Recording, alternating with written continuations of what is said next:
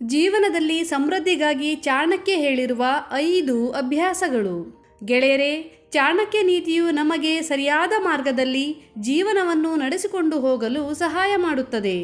ಆಚಾರ್ಯ ಚಾಣಕ್ಯರು ತಮ್ಮ ಚಾಣಕ್ಯ ನೀತಿಯಲ್ಲಿ ವ್ಯಕ್ತಿಯು ಅನುಸರಿಸಬೇಕಾದ 5 ಅಭ್ಯಾಸಗಳ ಕುರಿತು ಹೇಳಿದ್ದು, ಈ 5 ಅಭ್ಯಾಸಗಳನ್ನು ಯಾವ ವ್ಯಕ್ತಿ ಹೊಂದಿರುತ್ತಾನೋ ಅವನು ತನ್ನ ಜೀವನದುದ್ದಕ್ಕೂ ಯಶಸ್ಸನ್ನು, ಸಂಪತ್ತನ್ನು ಮತ್ತು ಸಮೃದ್ಧಿಯನ್ನು ಪಡೆದುಕೊಳ್ಳುತ್ತಾನೆ. ಚಾಣಕ್ಯ ನೀತಿಯ ಪ್ರಕಾರ ನಾವು ಯಾವೆಲ್ಲ ಆ 5 ಅಭ್ಯಾಸಗಳನ್ನು ನಮ್ಮಲ್ಲಿ ಇಟ್ಟುಕೊಂಡಿರಬೇಕು ಎಂದು ಇವತ್ತಿನ ವಿಡಿಯೋದಲ್ಲಿ ತಿಳಿದುಕೊಳ್ಳೋಣ. ಗೆಳೆಯರೇ, ಪ್ರತಿಯೊಬ್ಬ ವ್ಯಕ್ತಿಯು ತನ್ನ ಜೀವನದಲ್ಲಿ ಹಣಕಾಸಿನ ಸ್ಥಿರತೆಯನ್ನು, ಯಶಸ್ಸನ್ನು ಮತ್ತು ಗೌರವವನ್ನು ಬಯಸುತ್ತಾನೆ. ಇವುಗಳನ್ನು ಸಾಧಿಸುವುದಕ್ಕಾಗಿ ನೀವು ಕೇವಲ ಅದೃಷ್ಟವನ್ನು ನಂಬಿಕೊಂಡು ಕುಳಿತರೆ ಸಾಕಾಗುವುದಿಲ್ಲ. ಇದರೊಂದಿಗೆ ನಿಮ್ಮ ಅಭ್ಯಾಸಗಳ ಬೆಂಬಲವೂ ಕೂಡ ಅವಶ್ಯಕವಾಗಿರುತ್ತದೆ. ಆಚಾರ್ಯ ಚಾಣಕ್ಯರು ತಮ್ಮ ನೀತಿಯಲ್ಲಿ ಇವುಗಳ ಬಗ್ಗೆ ಮಾಹಿತಿಯನ್ನು ನೀಡಿದ್ದಾರೆ. ಆಚಾರ್ಯ ಚಾಣಕ್ಯರ ಪ್ರಕಾರ ಒಬ್ಬ ವ್ಯಕ್ತಿಯ ಯಶಸ್ಸು, ಸಂಪತ್ತು ಮತ್ತು ಸಮೃದ್ಧಿಯ ಹಾದಿಯು ಆತನ ಅಭ್ಯಾಸ ಮತ್ತು ಆತನು ಯೋಚಿಸುವ ಶೈಲಿಯನ್ನು ಅವಲಂಬಿಸಿರುತ್ತದೆ ಎಂದಿದ್ದಾರೆ.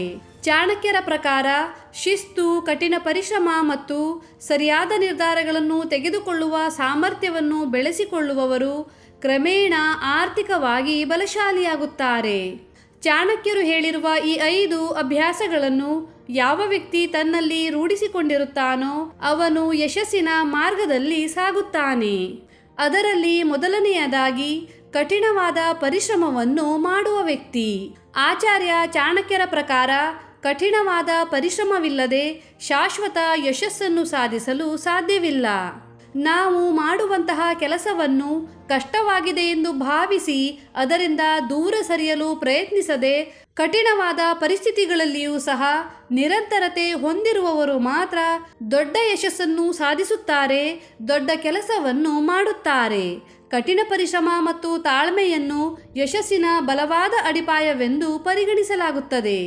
ಎರಡನೆಯದಾಗಿ ಖರ್ಚು ಮತ್ತು ಉಳಿತಾಯದ ನಡುವೆ ಸಮತೋಲನವನ್ನು ಕಾಪಾಡಿಕೊಳ್ಳುವ ವ್ಯಕ್ತಿ. ನಾವು ಹಣವನ್ನು ಗಳಿಸುವುದರ ಜೊತೆಗೆ ಸರಿಯಾದ ರೀತಿಯಲ್ಲಿ ಹಣವನ್ನು ಉಳಿತಾಯ ಮಾಡುವುದು, ಅದನ್ನು ಹೂಡಿಕೆ ಮಾಡುವುದು ಕೂಡ ಅಷ್ಟೇ ಅಗತ್ಯವಾಗಿರುತ್ತದೆ. ಚಾಣಕ್ಯ ನೀತಿಯ ಪ್ರಕಾರ ಆದಾಯಕ್ಕಿಂತ ಹೆಚ್ಚು ಹಣವನ್ನು ಖರ್ಚು ಮಾಡುವ ವ್ಯಕ್ತಿಯು ತನ್ನ ಭವಿಷ್ಯದಲ್ಲಿ ಹಣದ ಸಮಸ್ಯೆಗಳನ್ನು ಎದುರಿಸುತ್ತಾನೆ.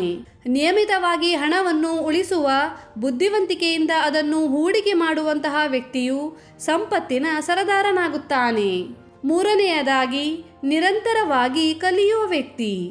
ಗೆಳೆಯರೇ, ಯಶಸ್ವಿ ವ್ಯಕ್ತಿಯಾಗಬೇಕಾದರೆ ನಾವು ಮೊದಲು ಬದಲಾಗುತ್ತಿರುವ ಕಾಲಕ್ಕೆ ತಕ್ಕಂತೆ ಹೊಸ ಹೊಸ ವಿಚಾರಗಳನ್ನು ಕಲಿಯುವುದು ಅಗತ್ಯವಾಗಿರುತ್ತದೆ.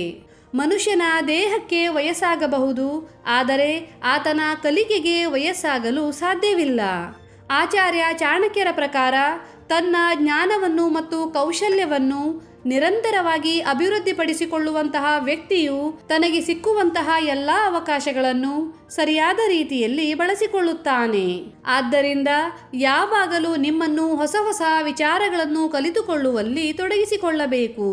ನಾಲ್ಕನೆಯದಾಗಿ ಸಜ್ಜನರ ಸಹವಾಸ ಮಾಡುವ ವ್ಯಕ್ತಿ.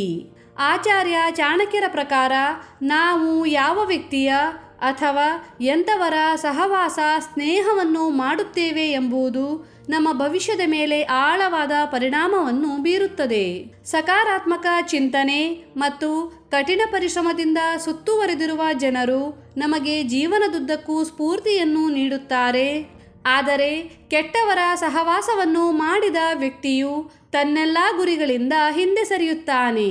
ಆದ್ದರಿಂದ ಒಬ್ಬ ಮನುಷ್ಯನು ಸ್ನೇಹಿತರು ಮತ್ತು ಸಹೋದ್ಯೋಗಿಗಳನ್ನು ಬಹಳ ಬುದ್ಧಿವಂತಿಕೆಯಿಂದ ಆರಿಸಿಕೊಳ್ಳಬೇಕು ಎಂಬುದನ್ನು ಚಾಣಕ್ಯರು ಹೇಳಿದ್ದಾರೆ.